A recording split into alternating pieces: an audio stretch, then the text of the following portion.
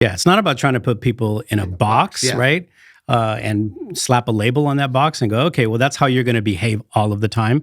Because really, there's a depth there to understand that, and Yeah. it's not just your personality type. That's only one aspect of who you are. Yeah. Right. There's so many other things. Your experiences all filter into that. We keep talking about that, right? Experiences matter, your skills, your gifts, all that. Even your communication style, right, is going to be different. Like every Enneagram communicates differently, but not every 8 communicates the same way. Not every one communicates the same way. So it's And not you just grow, and you right? grow, I don't, right? I don't Right. communicate the same way I did 20 years And ago. usually when we're boxing somebody, what we're doing is we're putting the negative connotation of that number on that person, right? Instead of knowing like, well, there's a really positive aspect to that as well, right? Being a challenger comes with it's a gift, right? That you can challenge systems. And, for me as a 1, right? The way that I see the world orderly and bringing order to chaos, that's a gift, right? So you have to be able to receive those while being careful about, the negative aspects of that personality as well. But I agree with you. Do not make the end result of the test the be all end all. Like, okay, now I know we're going to put all the 8s over here. We're going to put all the 6s over here. All the 3s are like, no, that's not what it's about. And just a side note on all this is it's really good too when you have these kind of assessments and you're putting together teams. It's good to have a mix. Yeah, because you have different giftings and gift sets in that, and you can. Paul talks about that. Yeah, Corinthians, right? Weird. The body of Christ. So another one is that I found a pitfall of this is when the difference between like character and competency. And usually this comes out around when there's an issue. So something's not being met, a KPI is not being met, a goal's not being met, a project's not being done, and there seems to be an issue. A lot of times leaders, like, it's kind of punitive at first. It's like, dude, they're just not getting it done. Yeah. Okay, we'll step back for a moment and just go, are they the right person for that job? Did I put them in a place, like, come here first. Did I put them in a place to win? Why is that? To really start searching out with that person to understand, it's not necessarily like, it might not be a character problem. It might be, right? Yeah. Not showing up to work on time. You don't finish anything. You're not communicating well. Okay. Yeah. There's a pattern of behavior could lead to understanding character issues. But it could also be, everything I'm trying to do just seems like the wrong choice. Yeah. And it's like banging your head against a wall. And they're trying really hard, but they just can't win. So also coming and having that moment of truth, right? And coming together and discussing it and having those conversations, huge. But so don't always jump to like, well, they're just lazy and they don't know this and they're okay, maybe, but yeah.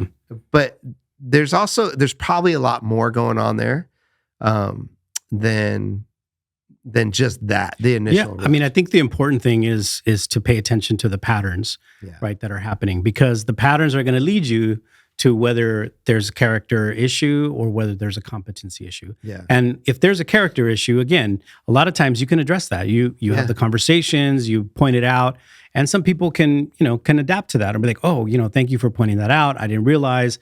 And, they kind of move into a place where they're developing their own character, right? Which is what you want. We all should be developing our character.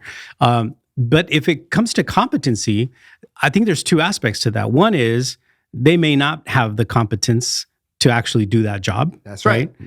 Even though they might have told you they did, even though or they really it was want clear, or they really want to, but they may not have it, or you mistook the competence for that. That happens a lot of times, right? Like, oh, dude, hey, you're really good at this, man. Let me put you in this role. And that role doesn't, it requires a different kind of competence. But I assume because you're good at this thing, you're going to be good at that thing. Like, oh, dude, you're a great communicator. And then, but you're not good at writing. You know what I mean? But I was like, oh, but I thought, there's a lot of assumptions. Yeah. Or again, you're really great at doing that task. Let me make you a manager. Oh, that's not, there you go. They're 2 completely different competencies, right? So we have to pay attention to the patterns of behavior, the patterns of performance. You're in a great order orator. To determine you should that. lead a church. Yes. You said it, not me. No, that's good. Another one I saw is like blurring the relational lines. This one's tough, is when you get somebody's trust and you're friends with them and you're you do Yeah. you do know them really well. It can get hard in a work setting where it's like, hey, are you talking to me as my pastor? Are you talking to me as my friend? Are you talking to me as my boss? Are you Yeah. talking like? And then a lot of that gets convoluted where it's like, I'm upset at you. I'm your boss, but when we were at a party together on Friday night, you like embarrassed me in front of these people, and now I'm going to take it out on you in a work set. Yeah. Like, It's what we call the conflation issue, right? Yep, yeah. You're conflating all of these different roles that you might play in somebody's life into one role, so much so that they never know which role you're really playing. yeah, And so, there was an article I read called, "Should my employees be my friends?" And I think that what they were getting at was, hey, you need to keep the lines clear between the employee boss or employee or leader, relationship and the friendship. Yeah. Like, because it does have all of these issues that might come with it, right? That if I have to actually discipline you for something as a boss, you might not see me as the boss. You'd be like, "Oh, I thought we were friends, man. What? Yeah. Why are you calling me out like this? Oh, can't you just let this slide? Like, oh man, like they just assume, because with friends, actually, even though we know they're lying, we'll take our friends' excuses. Oh, Sure. okay, man. All right, bro. All right, bro. Oh yeah, okay, I get that, right? But then when they try the same thing as your boss, as where you're their boss, all of a sudden you're like, yeah, that's not going to work here. Yeah. And then they're confused. Yeah. Right. So we have to be careful that we're really clear as leaders, that we're really clear with what particular role we're playing with people's lives in that particular moment. And a really easy way to do that, friends, is just to state it.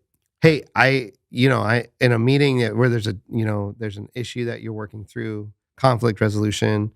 Hey, as your boss, here are the things, and that takes a lot of work for you as a boss to also not conflate it. Like, for you to be like, okay, this is a work issue, Yeah. and then be done with that. Hey, as your friend, I would have hoped that this would have happened. You know what I mean? You could talk about feelings and things there, and then as your pastor, I'm worried about. So I make those real delineations. Like, I need to talk to you about this and this role, and that's easier for someone else to be like, oh, okay.